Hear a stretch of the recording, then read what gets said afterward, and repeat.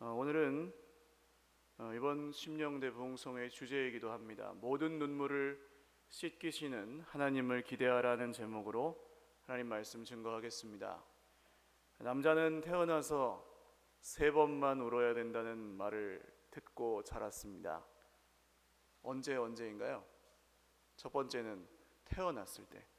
태어났을 때 울지 않으면 죽기 때문에 울 수밖에 없고, 그 다음은요, 부모님께서 돌아가셨을 때 웁니다.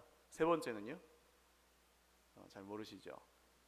군대에서 화생방 훈련을 받을 때 울게 되면 안 울 수가 없습니다.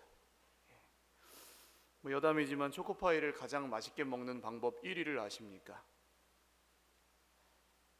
얼려 먹고 부셔 먹고 여러 가지 방법이 있지만 가장 맛있게 먹는 방법은 군대에서 먹을 때 그게 1위라고 합니다. 군대에서는 화장실에서 눈물 젖은 초코파이를 먹어보지 않은 자와는 인생을 논하지 말라, 그런 말이 물론 제가 만든 말입니다. 살다 보면 울 일이, 눈물 흘릴 일이 생깁니다. 여러 번 제가 한번 읊어드렸던 하청호 시인이라는 분의 아버지의 등이라는 시에서는 아버지는 속으로 운다, 이런 이야기를 합니다. 힘들고 슬픈 일이 있어도 아버지는 눈물은 흘리지 않을 뿐 속으로는 울고 계시다는 거죠. 아일랜드 속담에 이런 말이 있습니다. 흐르는 눈물은 괴로우나 그보다 더욱 괴로운 것은 흐르지 않는 눈물이다. 차라리 눈물이라도 나면 속이 시원하겠는데 눈물도 나지 않을 만큼 화가 나고 힘들게 느껴지는 그런 세상을 우리가 살아가고 있는 것 같습니다. 겉으로 흘리는 눈물이든 속으로 흘리는 눈물이든 닦아주셔야 될 분이 필요한 것 같은데요. 감사하게도 성경을 보면 하나님께서 우리의 모든 눈물을 닦아주신다고 약속하셨습니다. 할렐루야. 그렇다면 하나님은 어떤 사람들의 눈물을 닦아주실까요? 첫 번째로, 오직 하나님만을 예배하는 사람들의 눈물을 닦아주십니다. 오늘 말씀은 종말의 때에, 마지막 날에 하나님의 백성이 드릴 예배의 환상을 요한이 보고 기록한 그런 광경입니다. 우리는 마지막 날에 완성될 하나님의 나라를 소망하며 사는 하나님의 백성들입니다. 그 나라에서 우리가 가장 즐거워하고 기뻐할 수 있는 이유는 오직 하나님만을 예배하는 나라이기 때문에 그렇습니다. 할렐루야. 그러나 마지막 날을 두려워하거나 마지막 날을 기다리지 않는 경우도 있습니다. 왜냐하면 이 세상에 재미있는 게 너무 많으면 마지막 날에 하나님께 예배만 드리면서 사는 그 삶은 너무 지루하지 않을까, 너무 심심하지 않을까, 이러한 생각을 한다는 것이죠. 천국에서는 늘 찬송만 하고 예배만 드려야 한다면 나는 그 천국이 과연 천국일까? 이 생각은 하나님께 드리는 예배를 지루한 종교의식으로 여겼을 때 가져지는 오해입니다. 오늘 우리가 드리는 예배는 하나님의 아들 예수 그리스도로 말미암아 하나님과 우리 사이를 막고 있던 모든 죄 문제가 해결된 결과입니다. 그래서 예수님이 십자가에 죽으시던 순간에 하나님이 거하시는, 사람이 감히 들어갈 수 없는 지성소를 가리고 있던 커튼이 위에서 아래로 쭉 찢어지고, 지금은 이제 아무 공로 없이, 아무 자격이 없이 하나님 앞에 나아가도 죽지 아니하고 예배 드릴 수 있는 시대가 되었습니다. 그러면 어떤 사람이 보좌 앞에 즐거이 나아갈 수 있을까요? 많은 분들이 오해하기는 경건한 사람, 깨끗한 사람, 착한 사람만이 예배 드릴 수 있다 생각합니다. 그러나 우리가 드리는 예배에는 어떤 다른 조건이나 공로가 필요 없습니다. 오직 하나님을 기뻐하고, 할렐루야, 예수님을 믿는 모든 사람은 예배 드릴 수 있습니다. 할렐루야. 예수님이 내 인생의 구주요 주님이라는 사실을 기쁨으로 받아들이고 믿는 사람들은 모두 예배 드릴 수 있습니다. 할렐루야. 여러분, 이것이 우리에게 얼마나 기쁜 일인지, 우리의 모습과 상태와 그 어떤 것 상관없이 예수님을 믿기만 하면 예배 드릴 수 있다는 것이 정말 우리에게 주신 가장 큰 축복인 줄을 믿으시기를 바랍니다. 이 예배는 지금 우리가 함께 드리고 있지만 앞으로 마지막 날까지 영원토록 이어질 것입니다. 오늘 말씀해 보시면 셀 수 없을 정도로 많은 사람들이 흰 옷을 입고 손에는 종려나무 가지를 들고 하나님을 찬송하고 있습니다. 이 마지막 날에 하나님께 드릴 온전한 천상의 예배인데 우리도 함께 그날을 기대하면서 10절을 한번 읽어보겠습니다. 시작. 큰 소리로 외쳐 이르되 구원하심이 보좌에 앉으신 우리 하나님과 어린 양에게 있도다 하니 아멘. 여러분, 큰 소리로 외쳤다고 했습니다. 다시 한 번 더 큰 소리로 함께 고백하겠습니다. 큰 소리로 외쳐 이르되 구원하심이 보좌에 앉으신 우리 하나님과 어린 양에게 있도다 하니 아멘. 사랑하는 여러분, 우리가 이 소망 없는 세상을 살아갈 힘을 어디에서 얻습니까? 구원하심이 돈의 물질의 많음에 있지 아니하고, 할렐루야, 구원하심이 우리의 건강 유무에 있지 아니하고, 구원하심이 세상의 성공 여부에 있지 아니하고, 구원하심이 하나님과 보좌에 계신 어린 양께 있음을 믿는 믿음이 우리의 능력인 줄을 믿으시기를 바랍니다. 오늘 이 말씀에서 이제 흰옷 입은 사람들이 종려나무 가지를 들고 있는데, 종려나무 가지를 들고 있는 것은 구약 성경을 보면 초막절을 지킬 때 행했던 풍습입니다. 초막절이라는 절기는 하나님이 이스라엘 백성들을 노예 생활하고 있던 애굽으로부터 구원하여 내셔서 약속의 땅, 가나안, 축복의 땅으로 인도하여 주신 그 구원을 기념하는 절기입니다. 광야를 지날 수밖에 없었는데 광야에서 텐트, 초막을 짓고 살면서 약속하신 땅을 향했던 그 여정을 기억하고 구원의 하나님을 기념하는 절기였습니다. 구약성경 스가랴서 마지막 장에 보시면 이 마지막 날에 지킬 초막절에 대한 말씀이 나옵니다. 온 세상 나라들이 예루살렘으로 쳐들어왔어요. 근데 싸울 힘이 없어서 막 약탈을 당하고 능욕을 당하고 그렇게 됩니다. 그때 하나님께서 직접 적들과 싸워 주십니다. 그리고 모든 적들을 물리치시고 온 세상의 왕이 되십니다. 이게 이제 스가랴서 14장에 나오는 말씀이에요. 마지막 날에 이렇게 될 것이다. 그리고 이제 예루살렘에는 하나님의 백성들이 다시 모여 살면서 그때에 지킬 절기가 바로 초막절이라고 말합니다. 근데 많은 절기 중에 왜 하필이면 초막절일까요? 6월절도 있고 77절 맥추절도 있는데 왜 초막절일까요? 15절 말씀을 같이 한번 읽겠습니다. 시작. 그러므로 그들이 하나님의 보좌 앞에 있고 또 그의 성전에서 밤낮 하나님을 섬기매 보좌에 앉으신 이가 그들 위에 장막을 치시리니 아멘. 무엇을 치십니까? 장막을 치신대요. 우리가 밤낮으로 예배할 때 누가 우리 위에 장막을 치십니까? 하나님이 우리 위에 장막을 치십니다. 이것은 마지막 날에 일어날 일일 뿐 아니라 지금 예배하는 우리에게도 하나님이 행하시는 일인 줄을 믿으시기를 바랍니다. 하나님은 예배 가운데 깨닫게 하시는 게 있습니다. 무엇이 우리 인생의 진짜 장막인가? 세상 사람들은 집을 구입하는 것에 목숨을 걸고 살아갑니다. 내 집 마련, 내 집 장만, 그리고 내 집은 목숨과도 바꾸기 힘든 어떤 정말 사람이 집의 주인이 아니고 마치 집이 사람의 주인인 것 같은 그런 삶을 살아갑니다. 그러나 하나님이 우리의 진짜 장막임을 믿으시기를 주님의 이름으로 축원합니다. 예배 가운데 하나님께서 이것을 깨닫게 해주십니다. 손으로 지은 모든 장막은 우리 육신의 생명이 끝날 때 결국 무너지게 되어 있습니다. 아니면 주님이 오시는 날에 끝나게 되어 있습니다. 우리에게 지금 남은 시간은 길어야 몇십 년밖에 되지 않습니다. 그러나 걱정도 아픔도 눈물도 고통도 없는 하나님의 장막, 손으로 짓지 아니한 하늘 장막에서 우리는 영원히 살게 될 것입니다. 할렐루야. 고린도후서 5장 1절과 2절 말씀을 읽겠습니다. 시작.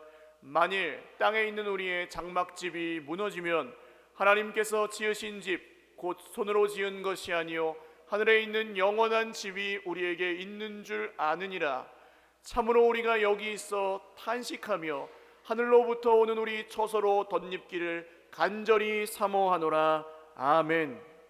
사랑하는 여러분, 하나님을 예배하실 때마다 하늘로부터 오는 처소를 덧입기를 간절히 사모하시기를 주님의 이름으로 축원합니다. 하나님이 우리의 영원한 장막임을 예배 때마다 새롭게 기억하시기를 바랍니다. 그러면 저 말씀 다음에 나오는 이야기는 죽을 것이 생명에 삼킨 바 된다 말씀합니다. 세상을 바라보면 죽을 일 뿐이나 하늘을 바라보면 살릴 뿐인 줄 믿으시기를 주님의 이름으로 축원합니다. 하늘에 있는 이 영원한 집을 사모하는 사람은 광야에서 초막을 치고 살지라도 힘들어하지 않습니다. 고난 뒤에 찾아올 비교할 수 없는 영광을 알고 믿기 때문입니다. 그래서 찬송이 있잖아요. 높은 산이 거친 들이 초막이나 궁궐이나 내 주 예수 모신 곳이 그 어디나 하늘나라. 할렐루야. 우리가 이제 예수님을 믿고 이 하나님이 우리의 영원한 장막이심을 믿고 살아갈 때에 우리가 살아가는 그 어떤 곳이라도, 거기가 아골 골짜기라 할지라도 그곳이 천국임을 믿으시기를 바랍니다. 그래서 시편 84편 10절에 보시면 시편 기자가 이렇게 고백합니다. 같이 읽겠습니다. 주의 궁정에서의 한날이 다른 곳에서의 첫날보다 나은즉 악인의 장막에 사는 것보다 내 하나님의 성전 문지기로 있는 것이 좋사오니. 할렐루야. 한번 따라하십시오. 좋사오니, 좋사오니, 여기가 좋사오니. 할렐루야. 원래 성경에서 여기가 좋사오니는 좀 부정적인 말이지만 사실 우리는 예배의 자리를 좋아하고 기뻐하며 사는 하나님의 백성들입니다. 애굽의 벽돌집에 살 때보다 광야의 초막에 살 때가 더 행복합니다. 왜냐하면 하나님이 우리의 진짜 장막이시기 때문입니다. 하나님이 인도하시는 광야가 애굽의 호화찬란한 맨션보다 더 좋은 것입니다. 그래서 주의 백성들은 환난 중에도 예배합니다. 주의 백성들은 외롭고 슬플 때 오히려 하나님을 더 예배합니다. 가난하고 곤고할 때 하나님을 예배합니다. 몸이 아프고 고통스러울 때 하나님을 예배합니다. 할렐루야. 그리고 우리가 드리는 이 예배 가운데 하늘의 역사와 땅의 역사가 만나는 신비한 놀라운 일이 일어납니다. 소망 없는 이 땅을 살아가다가 예배의 자리에 정말 기운 다 빠져서 왔는데 하나님의 말씀을 듣고 하나님께 예배 드리고 나니 세상은 변한 것이 없는데 내가 변하여, 할렐루야, 새 힘이 솟고, 할렐루야, 소년이라도 피곤하고 장정이라도 넘어지며 자빠지되 오직 여호와를 앙망하는 예배하는 자는 독수리의 날개쳐 올라감 같은 새 힘을 주시리라. 할렐루야. 그래서 예배당 문을 나갈 때에는 전혀 다른 사람이 되어서 나가는 그런 놀라운 역사가 여러분의 평생의 예배에 있으시기를 주님의 이름으로 축원합니다. 그래서 우리는 예배 가운데 이 광야 같은 세상 속에 환난을 당하고 억울한 일을 당하고 어찌할 바를 몰라 하나님 앞에 나오지만 하나님이 예배의 자리에서 우리 위에 장막을 드리워 주십니다. 그 장막 안에서 우리는 이런 고백을 드리며 살아갑니다. 같이 읽죠. 시작. 실로 내가 내 영혼으로 고요하고 평온하게 하기를 젖된 아이가 그의 어머니 품에 있음 같게 하였나니 내 영혼이 젖된 아이와 같도다. 아멘. 젖된 아이는 울 수밖에 없습니다. 어머니 젖을 더 먹고 싶은데 그걸 띄워버렸으니 눈물이 안 날 수가 없죠. 이 세상에 그것만큼 서러운 일이 있겠습니까? 그러면 이 아이의 눈물은 언제 멈출까요? 엄마 품에 돌아가야만 멈추는 줄 믿으시기를 바랍니다. 우리가 하나님께 돌아갈 때 눈물을 흘리며 이 땅에서 살아가다가 하나님 앞에 나와 예배할 때 우리의 눈물을 하나님이 멈추게 하시고 닦아주시고 씻어주시는 줄 믿으시기를 바랍니다. 예배 가운데 영원토록 그 은혜를 경험하시기를 주님의 이름으로 축원합니다. 두 번째로 환난 속에서도 믿음을 지킨 사람들의 눈물을 씻어주십니다. 요한계시록에는 환난에 대한 이야기가 많이 나옵니다. 전쟁과 기근과 핍박과 그 외 수많은 환란들이 예고되고 있습니다. 많은 분들이 이 환란을 예수님 오시기 직전의 징조라고 생각하여 세상 끝날에 올 대재앙이다, 아직은 오지 않았다, 이렇게 해석했습니다. 그러나 사실 이 환란은 이미 이 세상에서 예수님을 믿고 있는 저와 여러분이 당하고 있는 환란입니다. 요한계시록 연구의 세계적인 권위자인 그레고리 빌 교수님은 이런 이야기를 합니다. 같이 한번 읽어보죠. 우리는 이 환란의 때에 거룩한 정부를 세우는 것을 기대할 수 있는가? 우상 숭배적인 관습이나 태도와 관련된 불경건한 정치 및 경제 제도에 순응하도록 그리스도인에게 가해지는 압력은 매우 일관적인 환란의 한 형태이다. 그러니까 이런 뜻입니다. 의에 줄이고 목마른 하나님의 백성이 이 세상에서 살아가는 것 자체가 환란이고 고통이라는 뜻입니다. 우리가 사는 곳이 심산유곡이나 무인도에서 살지 않는 한 우리는 반드시 세상에서 부딪힐 수밖에 없습니다. 예수님을 믿는데 세상에서 안 부딪히면 그것이 이상한 일입니다. 이 성경이 기록되었던 2000년 전의 시대는 어땠을까요? 로마 시대였습니다. 그 당시 로마 황제는 제가 설명 안 드려도 아시잖아요. 지금 7월이 줄라이라고 영어로 부르고 8월은 어거스트라고 부릅니다. 이게 그 당시에 황제들의 이름을 따서 2000년까지 내려오고 있습니다. 앞으로도 주님 오실 때까지 우리가 그 이름을 7, 8월이라고 부르고 살아야 되는 것이죠. 원래 7은 지금의 9월입니다. 그러니까 지금 9월이 뭐죠? september라고 하나요? september가 원래 sept라는 말이 7이라는 뜻입니다. 근데 황제들이 그걸 미뤄버렸습니다. 그런 세상을 우리가 살고 있어요. 이 로마 황제들이 자기를 신으로 섬기게 하는 그런 시대에 구원이라는 단어의 일반적인 뜻은 로마가 주는, 황제가 주는 번영과 쾌락과 성공과 이런 것들이 구원이었습니다. 그리고 그 당시에 복음, 좋은 소식이라는 단어는 황제의 생일이면은 좋은 소식이에요. 그날이 황제가 전쟁에서 이겼다, 이런 소식이 좋은 소식이었습니다. 그러나 바울 사도와 수많은 순교자들의 피를 통해 로마에 복음이 전해지기 시작합니다. 많은 사람들이 예수님을 믿게 됩니다. 그래서 이 황제가 위협을 느끼기 시작합니다. 이 믿음이 도대체 어떤 것이길래, 이 기독교는 무엇이길래 사람들이 이 구원이라는 단어의 의미를 바꾸는가, 이 복음이라는 단어의 의미를 바꾸는가, 놀랍게 여기기 시작합니다. 사실 황제가 다스릴 때에는 다른 종교들을 잘 인정했습니다. 종교적인 관용 정책을 폈습니다. 왜냐하면 황제가 따라오라 그러면 따라오고 절하라 그러면 절하니까 황제 밑에 다 다른 우상들은 섬겨도 된다라고 이야기한 것이죠. 그런데 황제가 주는 구원보다 더 큰 구원을 준다는 예수님을 믿는 그 믿음이 도대체 무엇이냐 하면서 위협을 느끼기 시작하였던 것입니다. 그래서 이 황제를 숭배하지 않고 우상을 섬기지 않고 자기를 지켜서 깨끗하게 하는 사람들, 이런 기독교인들이 늘어나기 시작하니까 황제가 교회를 핍박하기 시작했습니다. 유명한 네로 황제로부터 한 10명 이상의 황제가 기독교를 핍박하고 교회에 다니는 사람들을 잡아 죽이는 그런 시대가 바로 2000년 전의 시대였습니다. 이 박해를 통해서 많은 분들이 목숨을 잃었고, 2000년 전에 예수님을 믿는다는 것은 목숨을 건다는 뜻과 같았습니다. 그때 하나님께서 요한에게 보여주셨던 환상이 바로 오늘 말씀입니다. 오늘 이 말씀에 보시면 사람들이 흰 옷을 입고 있습니다. 이 사람들은 세상의 환난 중에도 자기를 지켜 깨끗하게 하고, 할렐루야, 하나님을 버리지 않았던, 예수님을 배반하지 않았던 사람들입니다.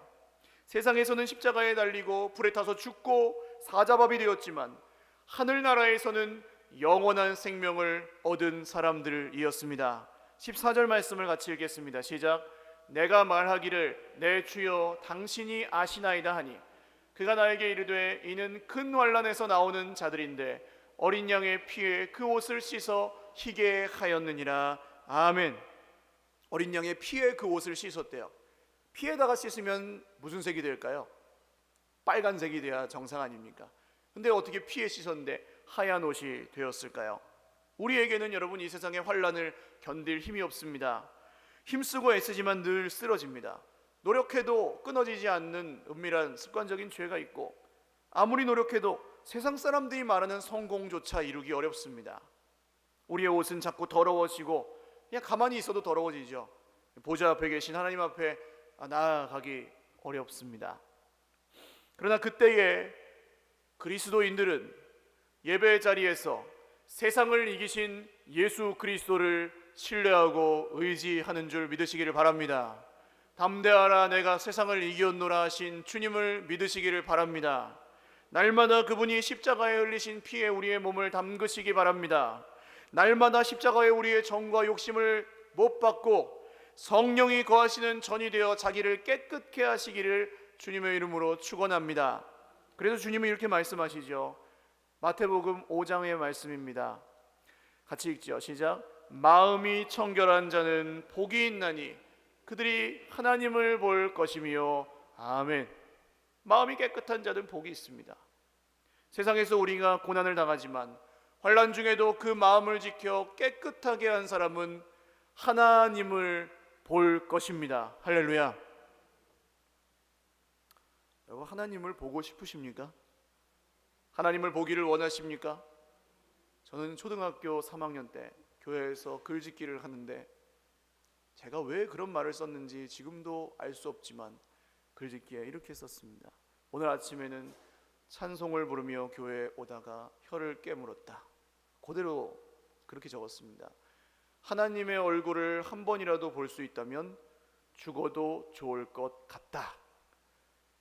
초등학교 3학년 때 왜 제가 그런 말을 썼는지 지금도 이해할 수 없지만 그 믿음이, 그 겨자씨만하고 조그만 돌멩이만한 믿음이 여기까지 저를 오게 하였습니다. 여러분, 하나님을 보기를 원하는, 날마다 원하고 평생에 원하는 저와 여러분 되시기를 바랍니다. 근데 세상 사람들은 엉뚱한 하나님을 봅니다. 내가 원하는 소원을 어떤 대가를 지불하거나 간절히 바라면 이루어주는 하나님, 자판기 하나님, 도깨비 방망이 요술램프 하나님.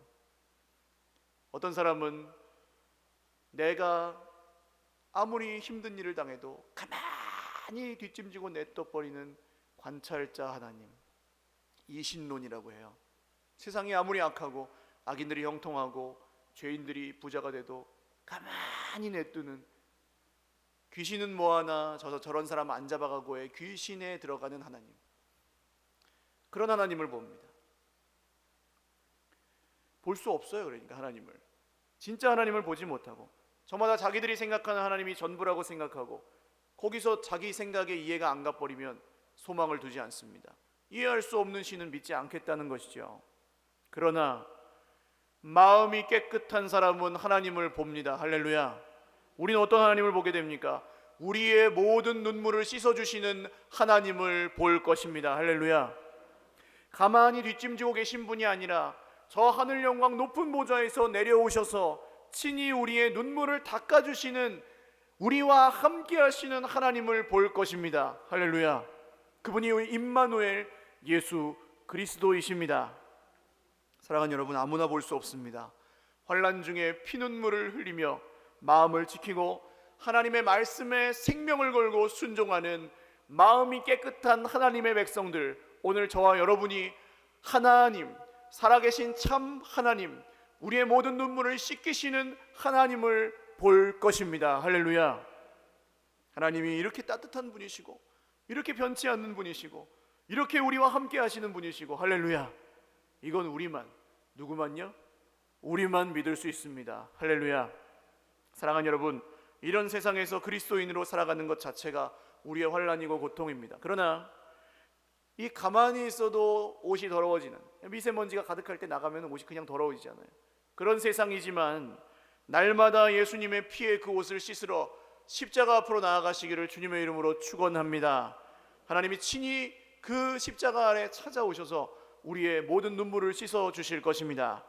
마지막으로 세 번째로, 목자이신 예수님의 인도함을 받는 사람들의 눈물을 하나님은 씻어 주십니다. 요즘 많은 분들이 하시는 이야기 중에 하나가 인물이 없다, 인물이 없다 라는 이야기입니다. 이 시대 많은 사람들이 참되고 진실한 지도자를 바라고 있습니다. 좋은 리더가 세워져야만 나라가 제대로 설 수 있어요. 구약 성경의 이스라엘은 어땠을까요? 마찬가지였습니다. 하나님은 구약 성경의 이스라엘이 타락하고 하나님을 버리고 멸망한 이유를 이렇게 설명하십니다. 에스겔서 34장입니다. 시작. 목자가 없으므로 그것들이 흩어지고 흩어져서 모든 들짐승의 밥이 되었도다. 리더가 없었기 때문에, 참 목자가 없었기 때문에 이스라엘은 하나님을 버렸고 멸망당했습니다. 하나님이 세우신 리더는 이스라엘의 왕이었습니다. 하나님의 백성을 잘 돌보라고 세우신 목자죠. 그런데 대부분의 왕들이 하나님의 말씀을 지키지 않고 양을 잘 돌보는 목자의 역할을 하지 못했습니다. 오히려 양을 속이고 빼앗고 잡아먹고 훔치고 그 위에 군림하며 압제하는 그런 왕들이 대부분이었습니다. 그런데 원래 하나님이 이스라엘 왕에게 명령하신 것은 다른 게 없습니다. 뭐 전쟁을 잘하라고 하지도 않았고 주변 강대국들과 외교를 잘하라고 하지도 않았습니다. 뭐 돈을 잘 모아서 경제를 부강하게 하라고 하지도 않았습니다. 다만 이것을 명령하셨어요. 신명기 말씀입니다. 같이 읽겠습니다. 시작. 그가 왕위에 오르거든 이 율법서의 등사본을 레위 사람 제사장 앞에서 책에 기록하여 평생에 자기 옆에 두고 읽어 그의 하나님 여호와 경외하기를 배우며 이 율법의 모든 말과 이 규례를 지켜 행할 것이라. 아멘. 하나님의 말씀을 평생에 자기 옆에 두고 읽으면서 잘 지키라고 하셨습니다. 왕이 할 것은 그거 하나밖에 없었습니다. 말씀에 순종하는 것, 날마다. 그러기만 하면 충분하다고, 그러기만 하면 그 왕위가 영원히 유지될 거라고 약속해 주셨습니다. 그런데 왕들은 스스로 불순종할 뿐만이 아니라 백성들도 불순종하도록 막아버리는 아주 악독한 짓들을 했습니다. 금송아지를 설치해 놓고 이게 하나님이다, 예배해라 하면서 강요하였습니다. 우상 숭배였지요. 그런데 하나님께 칭찬받았던 목자가 한 명 있습니다. 누구죠? 우리가 잘 아는 다윗 왕입니다. 목자 그리고 다윗 하면 생각나는 시편이 있습니다. 몇 편이죠? 시편 23편입니다. 1절 말씀만 우리 한번 같이 고백해 보겠습니다. 시작.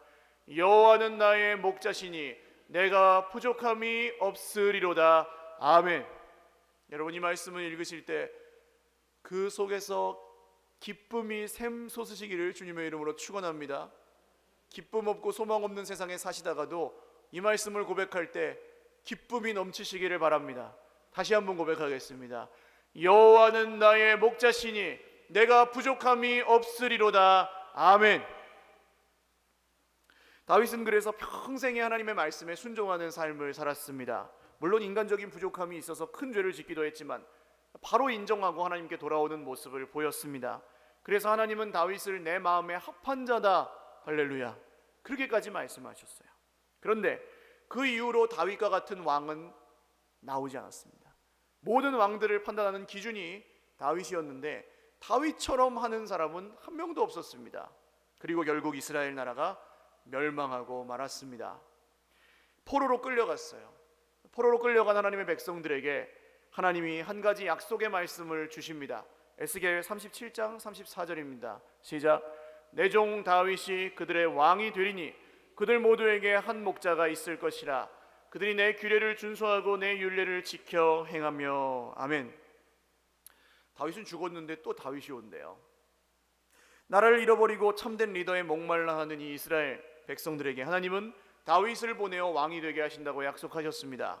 그리고 목자 다윗이 하는 일은 양들이 하나님의 말씀을 순종하게끔 하는 일이었습니다. 그래서 이 포로로 잡혀갔던 이스라엘 백성들은 계속 기다립니다. 누구지? 그분이 누구지? 하면서 메시아, 다윗의 자손, 그리스도를 기다렸습니다. 그리고 말씀대로 이 땅에 오신 참된 목자가 누구십니까?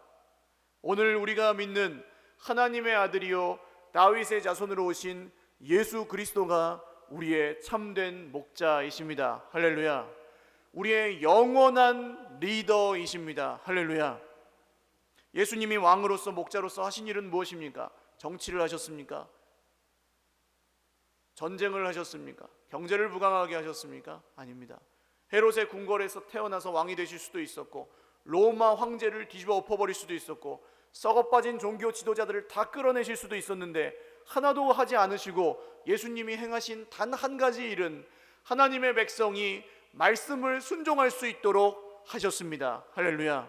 불순종의 아들들이 순종의 백성이 되게 하여 주셨습니다. 스스로 순종할 수 없는 우리를 불쌍히 여겨 주셔서 죽기까지 순종하심으로 우리가 따라갈 수 있는 순종의 본을 보여주셨습니다. 그것이 바로 십자가 사건입니다. 부활 승천하실 때에도 우리에게 부탁하신 말씀은 단 한 가지, 제자들에게 뭐라 하셨습니까? 내가 너희에게 분부한 모든 것을 가르쳐 지키게 하라. 할렐루야. 순종하고 순종하게 하라는 분부였습니다. 목자 예수님의 인도함을 받는 하나님의 백성은 말씀을 순종하는 사람입니다. 할렐루야. 아니, 순종하기 위해 말씀을 듣습니다. 이게 더 정확한 표현이에요.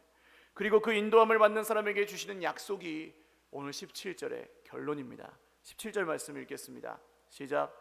이는 보좌 가운데 계신 어린 양이 그들의 목자가 되사 생명수 샘으로 인도하시고 하나님께서 그들의 눈에서 모든 눈물을 씻어 주실 것임이라.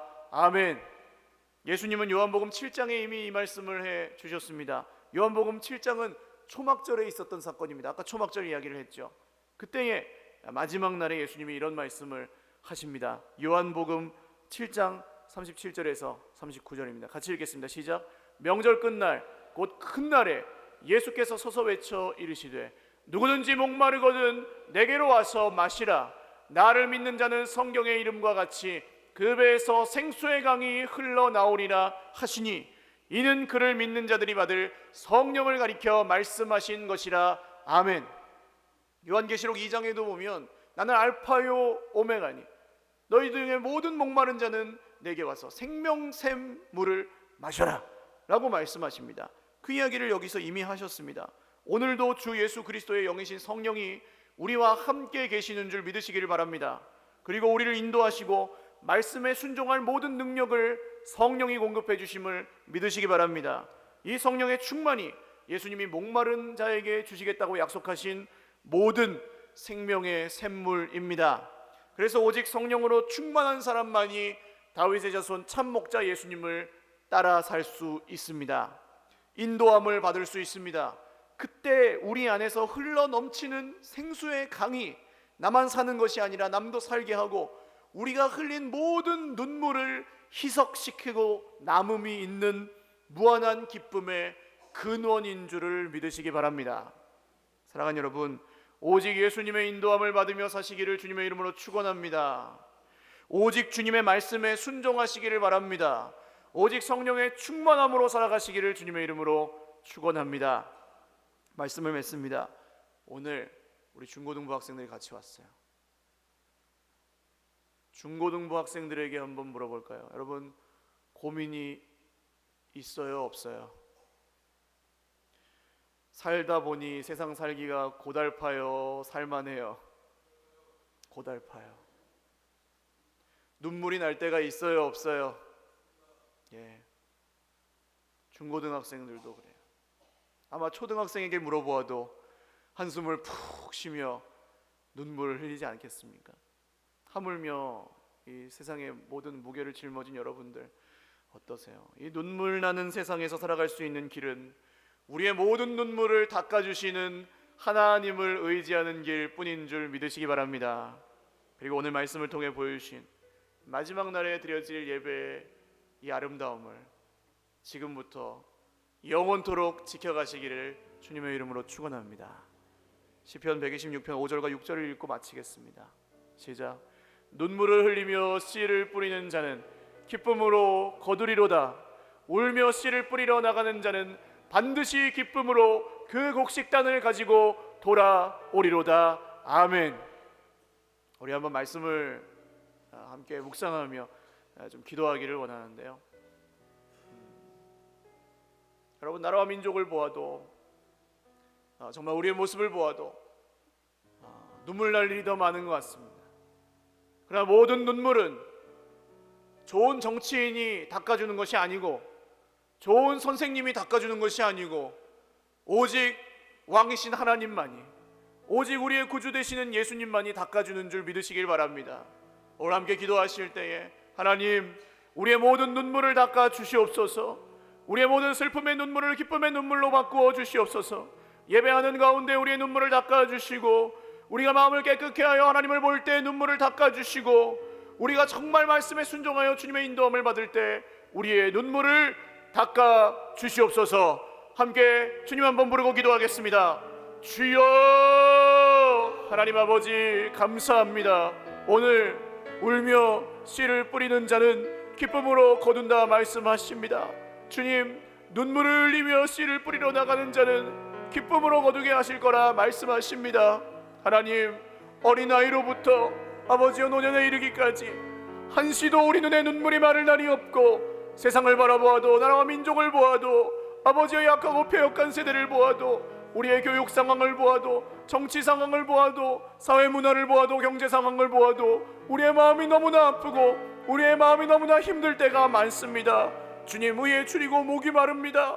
애통해하며 심령이 가난해져 있습니다. 하나님, 천국의 기쁨을 주시옵소서. 하나님이 그 높은 보좌 위에 가만히 우리를 보고 계신 분이 아니라 내려오셔서 우리의 눈물을, 우리의 모든 눈물을 닦아주시는 참 사랑의 하나님이심을 믿게 하여 주시옵소서. 마지막 날에 그 일을 기대하며 살 뿐만 아니라 오늘 예배 자리에서 그 일을 경험하며 살아가는 예배하는 하나님의 백성들 되게 하여 주시옵고, 더럽고 추한 세상에서 자기를 지켜 깨끗하게 하는 하나님의 백성들이 되게 하여 주시옵소서. 하나님, 목자 예수님의 인도함을 받으며 날마다 말씀에 귀를 기울이고 순종할 때에 우리의 모든 눈물을 말씀의 능력과 은혜 안에 닦아 주시옵소서. 다시 한번 간절하게 기도드리겠습니다. 우리의 마음에 또 우리의 인생 가운데 지금 여러 가지 문제와 눈물 흘릴 수밖에 없고 눈물도 나지 않는, 해결되지 않는 그 고통을 오늘 하나님께 맡기고자 하시는 분들은 가슴에 손을 얹고 기도하겠습니다. 돈 문제, 사람 문제, 관계 문제, 영적인 문제, 마음의 병의 문제, 몸의 질병의 문제, 어떤 것도 괜찮습니다. 하나님, 나 이것 때문에 울고 있습니다. 이것 때문에 울고 있으니 내 눈물 닦아 주옵소서. 또 육체의 질병이 있으신 분들, 마음의 병이 있으신 분들, 환부에 손을 얹고 하나님께서 치유하실 것을 믿고 기도하시기를 바랍니다. 정말 하나님, 오늘 우리를 불쌍히 여겨주시고 우리의 눈에서 이 예배 자리에 모든 눈물을 닦아 주시옵소서. 우리 다시 한번 간절한 사모함으로 주님 찾고 기도하겠습니다. 주여, 주여,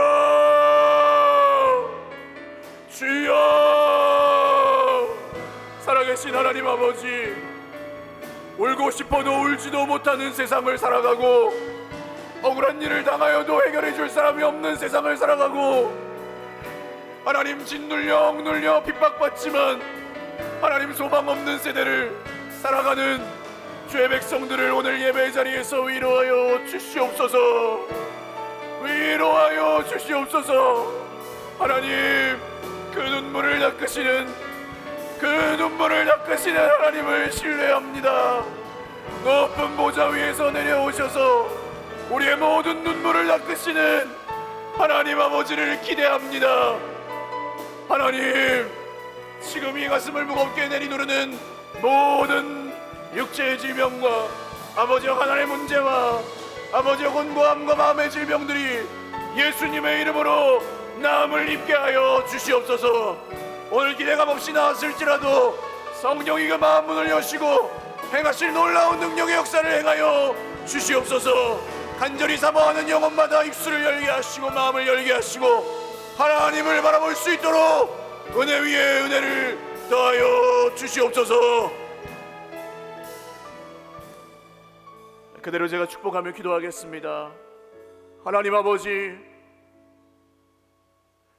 못 박혀 죽으신 주님의 피 묻은 손으로 오늘 주의 백성들을 안수하여 주사 어린아이로부터 어르신들에 이르기까지 눈물 나는 세상, 억울해도 해결해주는 사람이 없는 세상, 외롭지만 버텨야 되는 세상, 가난하지만 부여해질 수 없는 세상, 아플 때 치료받지 못하는 세상, 불의를 보고 참아야 되는 세상, 망가져 있는데도 고칠 능력이 없는 세상을 살아갔지만 하나님이 이 예배 자리에서 우리의 눈에 모든 눈물을 씻어주시기를 원합니다. 이 눈물 많은 세상에서 우리의 모든 슬픔의 눈물이 주님이 주시는 생명샘물로 바뀌기를 소망합니다. 더 이상 슬퍼서 울지 아니하고 하나님을 예배하며 기뻐서 우는 백성으로 살아가기를 소망합니다. 내가 나사렛 예수 그리스도 이름으로 명하노니 육신을 곤고하게 하고 영혼을 메마르게 하는 모든 질병은 남김없이 떠나가고 치료될지어다. 마음의 병, 정말 우리의 인생을 갉아먹고 무기력하게 만드는 모든 우울증과 불면증과 피해의식과 억울함과 모든 마음의 상처와 아픔들이 예수 그리스도의 이름으로 나음을 입을지어다. 오늘 우리를 괴롭게 하는 가난과 고난과 이 나라의 민족의 정치 상황과 사회 문화와 경제 상황들, 우리가 우리 힘으로 해결할 수 없는 모든 구조적인 문제들까지도 오늘 천국 백성인 하나님의 사람들 머리머리 위에는 그 어떤 것도 우리를 해치지 못할 줄 믿사오니 예수 그리스도의 이름으로 승리케 하여 주시옵소서. 모든 암병이 떠나가게 하시고 모든 염증이 낫게 하시며 모든 마음의 공허함과 답답함이 주 예수 그리스도의 말씀으로 채워지게 하여 주옵소서. 교회를 축복하시고 이전 30년의 영광보다 이후 30년 영원토록 영광이 더욱 크게 하실 것을 믿습니다. 하나님, 자라나고 있는 우리의 자녀들을 축복합니다. 오늘 하나님 앞에 나와 예배할 때에 눈물이 나고 힘이 들고 어려운 학창시절을 보내고 있지만 하나님, 세상의 줄서기를 따라가지 아니하고 하나님 앞에서 중심을 지켜 믿음으로 살아가는 모든 우리의 자녀들이 되게 하여 주시옵소서. 그리고 하나님이 도대체 무슨 일을 하실지를 기대하고 소망하며 살아갈 수 있도록 우리의 자녀들을 축복하여 주시옵소서. 하나님, 오늘 믿음으로 손을 얹은 모든 믿음의 자녀들마다, 모든 순종의 자녀들마다 하나님이 함께 하시고 하늘 문을 여시고 더 이상 부어줄 것이 없을 정도로 넘치게 하시는 하나님의 은혜로 충만히 채워 주시옵소서. 감사하옵고 축복하오며 예수님의 이름으로 기도 올리옵나이다. 아멘. 우리 하나님께 영광의 박수 올리겠습니다.